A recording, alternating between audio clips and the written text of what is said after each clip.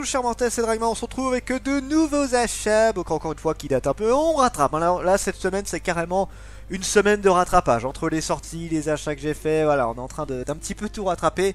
Donc voilà, là on a plusieurs titres que j'ai pris encore une fois, et j'ai encore fait des achats aujourd'hui en plus. The Rising of the Shield Hero, 15e tome déjà mine de rien, et là en plus, juste comme ça, j'ai l'impression que là... Crunchyroll, si je dis pas de bêtises, est en train de faire l'annonce pour les futures saisons, parce qu'il y a déjà la saison 2 et 3 qui sont prévues de base, mais on n'a pas encore les dates. Là, c'est déjà prévu visiblement. J'ai tellement hâte, parce que là, ça va rattraper, là, je veux dire, quasiment rattraper tout le manga, hein, avec l'animé en plus. Hein. Donc, The Rising of the Shield Hero, une super bonne série que je conseille fortement, voilà, le genre de série qui fait... Vous trouvez que le Isekai ça ressemble à... Enfin, tous les Isekai se ressemblent, bah, putain, celui-là, il vous met une claque magistrale. Pour l'histoire, nous suivons 4 héros qui ont été invoqués dans un autre monde. Le héros de l'épée, la lance, l'arc et du bouclier. Et le bouclier est considéré comme une grosse merde, parce qu'il peut pas se battre. Ce qui est débile, je le répète à chaque fois, mais je le redis. Quand tu connais un minimum les RPG, les mémos RPG, tu sais que les tanks, c'est genre le truc le plus utile du monde. Et que souvent, si t'as pas un bon tank... t'es dans la merde. Je veux dire, c'est si dur à comprendre ce principe-là.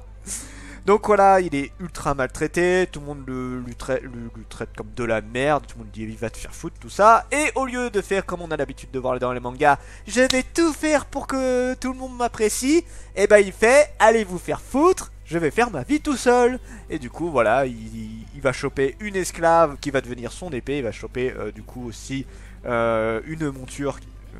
voilà, Philo pour le coup, et Raftalia pour son esclave, et il va faire ça à sa manière, et c'est assez bien parce que je trouve que ça change vraiment des héros conventionnels. Là c'est vraiment un petit peu l'anti-héros qui fait à sa manière. Voilà, franchement j'ai beaucoup apprécié la série, ça continue très bien. Il y a eu un petit vague où il y avait 2-3 tomes où c'était, enfin en fait c'était le tome 14 et 13 où il se passait des trucs, mais rien de bien exceptionnel je trouve, c'était... voilà, on était plus dans les explications, tout ça. Là, le 15e tome, il s'est passé pas mal de choses. Et j'ai très hâte de voir la suite parce que là, justement, je pense qu'on va rentrer dans une phase encore plus intéressante.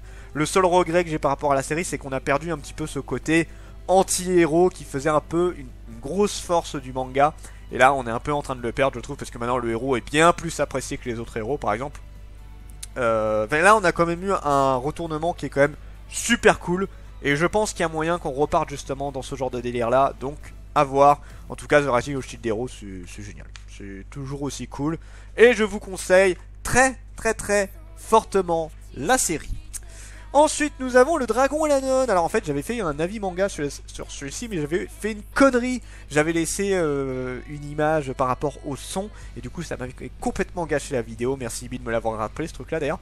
Et de me l'avoir rattrapé, c'est lui qui m'a fait le message pour me dire t'as oublié un truc sur ta vidéo, fait ah oui, oups, oui parce que je regarde pas toujours mes vidéos donc Et du coup voilà, malheureusement il faudra que je refasse un avis dessus parce que j'apprécie beaucoup la série, vraiment énormément hein. Le Dragon et la Nonne, ça fait partie de la collection fantasy de Soleil, vous savez la petite imprimeuse, on a le dragon qui cherche appartement, le dragon vegan, et on a celui-là, et pour l'instant en toute honnêteté des 4 de la collection, c'est celui-là que je préfère. C'est vraiment lui le meilleur, je trouve.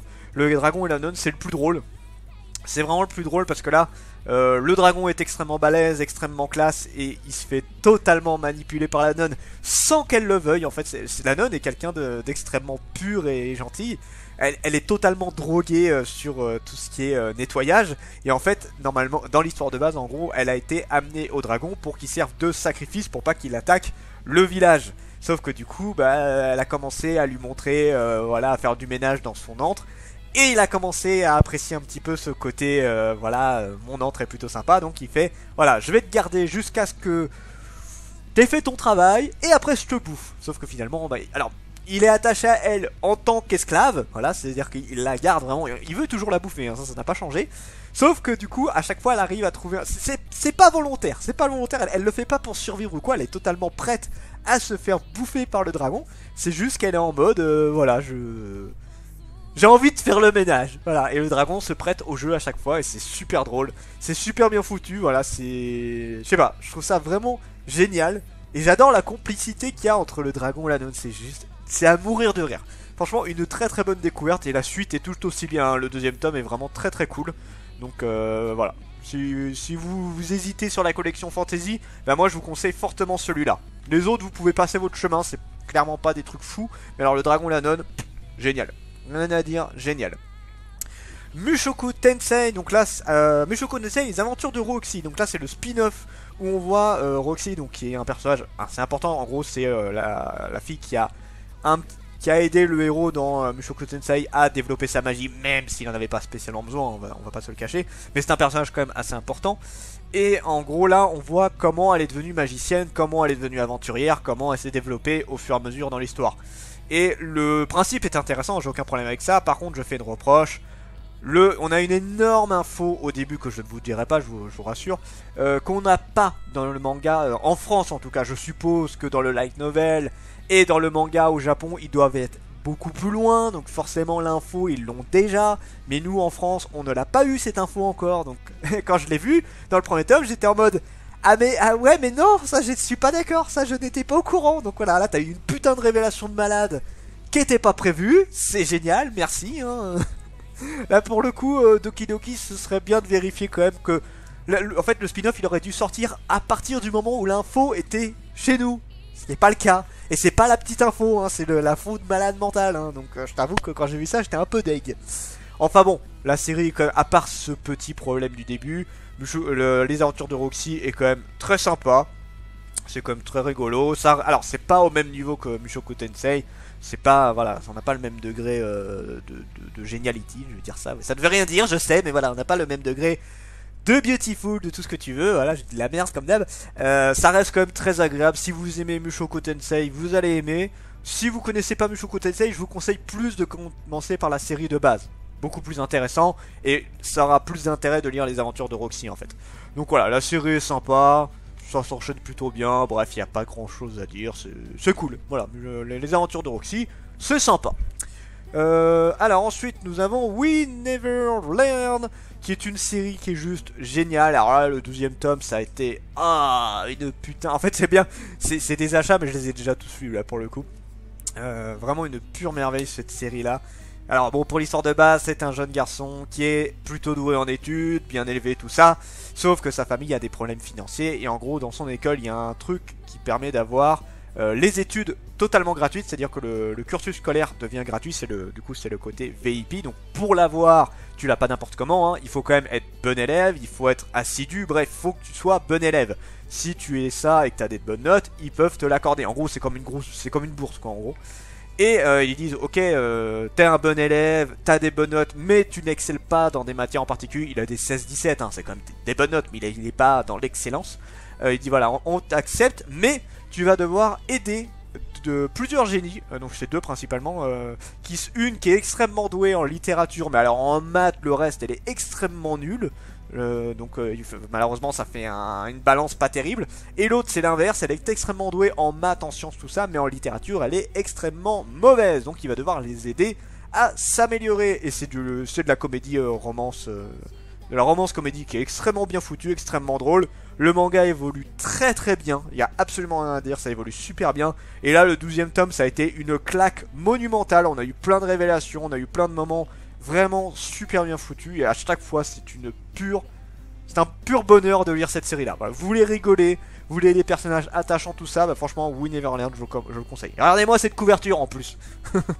Non franchement, We Never Learn, à voir absolument, c'est vraiment très très très cool. J'hésite même à regarder l'animé, je connais la série par cœur, mais l'animé, voilà, quand je regarde l'animé et que j'ai déjà vu le manga, c'est vraiment que j'ai surkiffé. Et on finit avec Sexy Cosplay Doll, encore une fois une série, alors qui est pas méga connue, qui commence à se faire un petit peu connaître parce que beaucoup de gens en parlent tout ça. Et moi je vous le confirme, c'est une excellente série que je vous conseille fortement. En gros pour l'histoire de base, on suit un jeune lycéen qui en fait est passionné des poupées traditionnelles japonaises. Son grand-père fabrique des poupées dans ce style là et lui il aimerait bien prendre la relève. Sauf que malheureusement il a été un petit peu traumatisé par le fait d'être moqué par ça, parce qu'il voilà, il était tombé sur une jeune fille quand il était plus jeune qui se moquait de lui en mode voilà c'est des poupées, c'est pour les filles, pourquoi tu fais ça? Et forcément ça l'a pas trop aidé, maintenant il a un petit peu des complexes par rapport à ça. Sauf que plus tard il va tomber sur une jeune fille qui est fan d'anime et surtout de cosplay. Elle adorait pouvoir se cosplayer en ses personnages préférés. Et elle va tomber sur ce jeune garçon qui est extrêmement doué pour faire les poupées. Et du coup elle s'est dit, vu comment tu sais coudre, est-ce que tu pourrais me faire un cosplay? Et du coup, il va accepter. Et après, ça va partir dans une amitié entre ces deux personnages. Et c'est super cool, c'est super drôle, c'est super bien foutu. Les dessins sont un petit peu particuliers, donc ça peut un petit peu faire bizarre au début, mais franchement, super bien. Les personnages sont cool, c'est super agréable à lire. Franchement, j'adore la série. Sexy Cosplay Dolls, ça a été une grosse révélation de cette année. Si je dis pas de bêtises, non, année dernière aussi, si je dis pas de bêtises. Des dernières années, ça a été une très très bonne révélation et je vous le conseille vraiment très fortement. Il y en a beaucoup qui sont en mode ah ça a l'air ultra sexy, enfin edgy. Excusez-moi, ça a l'air extrêmement edgy tout ça, pas tant que ça. Un petit peu, mais c'est léger, vous pouvez, presque tout le monde peut le regarder sans trop être choqué dessus. Voilà, franchement, ça va pas dans du... ça va pas très très loin à ce niveau-là. Franchement, la série est très cool. C'est les personnages, comment c'est foutu, c'est juste trop bien. Voilà, à voir absolument, Sexy Cosplay Doll. Ça va vous plaire, j'en suis sûr. Et voilà, ça c'était pour les achats. Il me reste encore 2 achats à rattraper. Et j'aurai enfin tout fait. Et puis là, je vous le dis, hein, cette semaine, c'est la semaine où je vous rattrape un petit peu tous les trucs que j'ai en retard.